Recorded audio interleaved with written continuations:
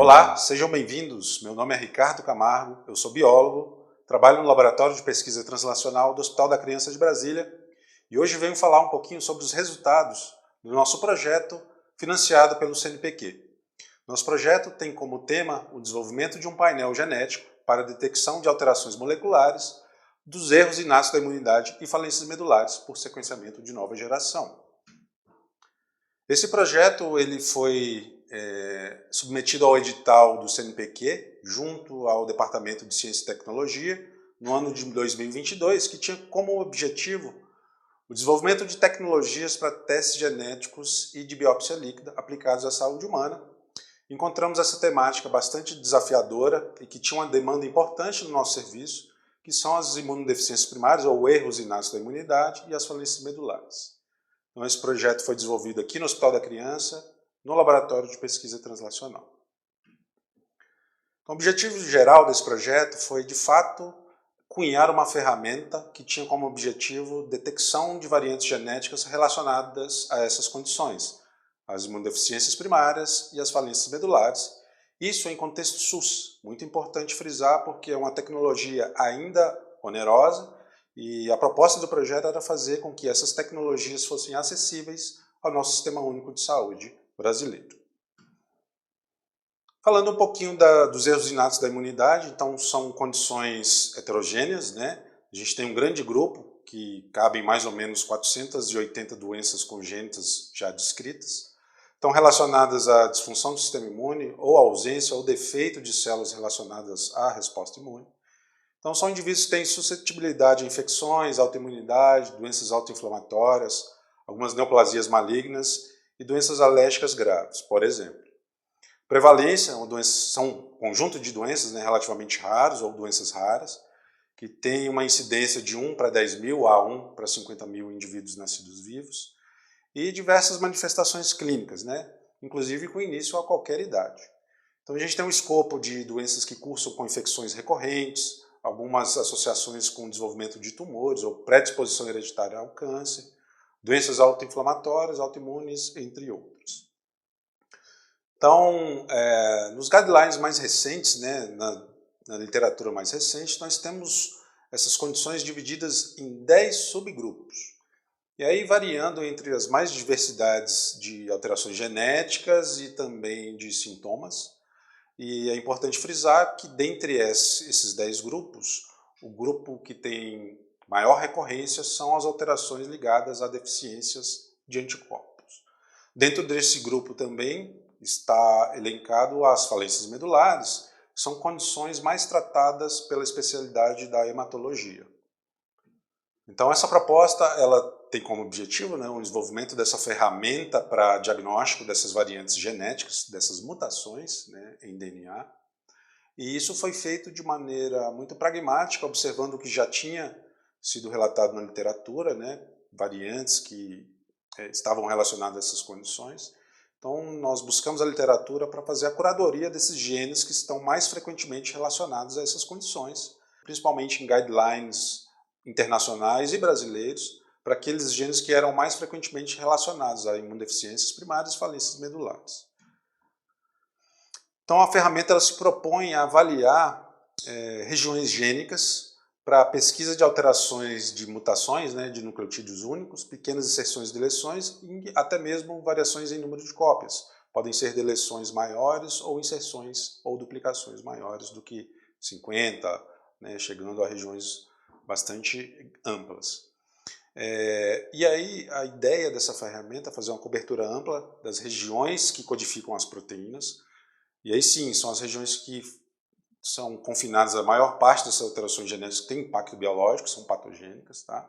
Mas além disso, nós também colocamos algumas regiões não codificadoras de proteínas que estão relacionadas a essas condições e têm efeito deletério ou são patogênicos. Para isso, né, toda ferramenta diagnóstica ela tem que passar por um período de validação, avaliar a sensibilidade, especificidade, acurácia, entre outros parâmetros. Isso foi desenvolvido no início desse projeto.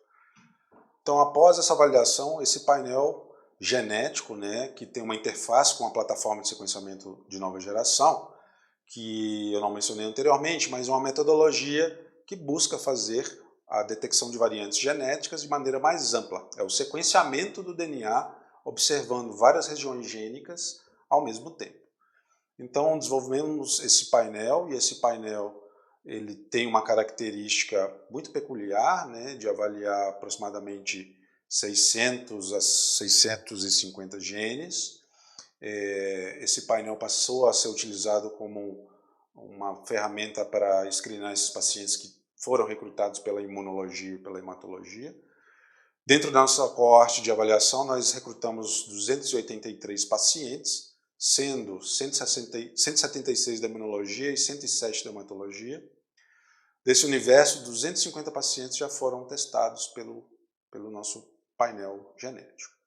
E aí descobrimos e fechamos, né, várias condições relacionadas à imunologia e hematologia, e aqui eu trouxe para vocês o universo do que a gente achou de maior recorrência ou relevância clínica, né? Tivemos pacientes com diagnóstico de anemia de Black-Van Diamond, a gama-globulinemia, anemia de Fanconi, casos de SCID, que vale frisar que o Distrito Federal é uma das poucas unidades que já faz a triagem neonatal para os marcadores de imunodeficiência combinada grave, que é o SCID, que são os marcadores chamados de TREC e CREX. Esses casos foram referenciados aqui para o Hospital da Criança, foram absorvidos pela imunologia, enviados ao laboratório para fazer testes confirmatórios, dentre eles o uso desse painel genético.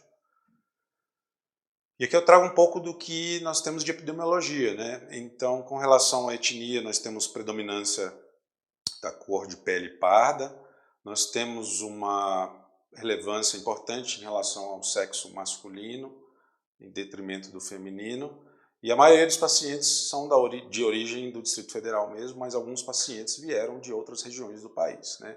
O Hospital da Criança ele fica centralizado aqui em Brasília, né, centro do país, então acaba que outros serviços capilarizam para a gente esses pacientes, principalmente por ser uma referência no Brasil para esses casos de imunologia e da hemato, né, de falências medulares. Bom, para finalizar o vídeo, eu trago um caso para ilustrar a aplicação dessa ferramenta junto à assistência, né?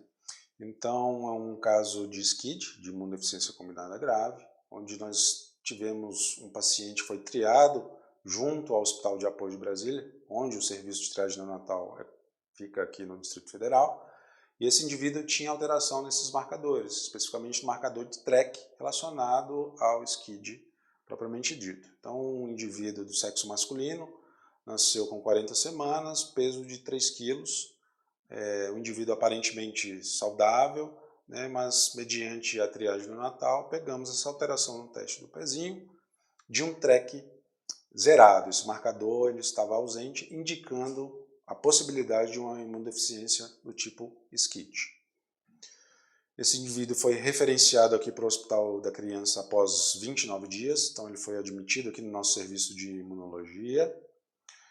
2 dias depois, nós já tínhamos aqui no laboratório de pesquisa feito a citometria de fluxo, que é um método confirmatório para dosagem de linfócitos, principalmente para esse caso, né, para avaliar de fato se a doença ela está acontecendo, ela aconteceu.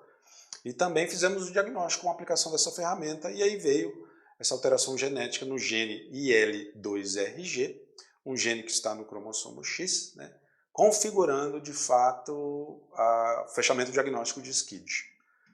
Esse indivíduo foi submetido ao transplante medular óssea após 61 dias, que é a medida curativa para essas condições, e o nosso paciente está super bem e virou notícia aqui no Distrito Federal como o primeiro paciente que foi triado, né, pelo nosso teste do pezinho, a triagem neonatal, foi enviado para o serviço de referência, foi transplantado e hoje está muito bem. E como produto também, né, além da parte de devolutiva para os pacientes, foi muito importante para o nosso serviço, né? Lidar com esse tipo de tecnologia é bastante desafiador, precisamos, né, de capacitação, e nós temos um grupo bastante capacitado, composto por médicos, biólogos, farmacêuticos, biomédicos, entre outros profissionais técnicos de laboratório, que discute caso a caso, e é muito importante e enriquecedor ter esse bate-bola entre assistência e laboratório para que a gente tenha um fechamento e de fato exerçam uma medicina de precisão e personalizada. E aí nós temos muito provavelmente desfechos bem satisfatórios. É isso. Muito obrigado. Até a próxima.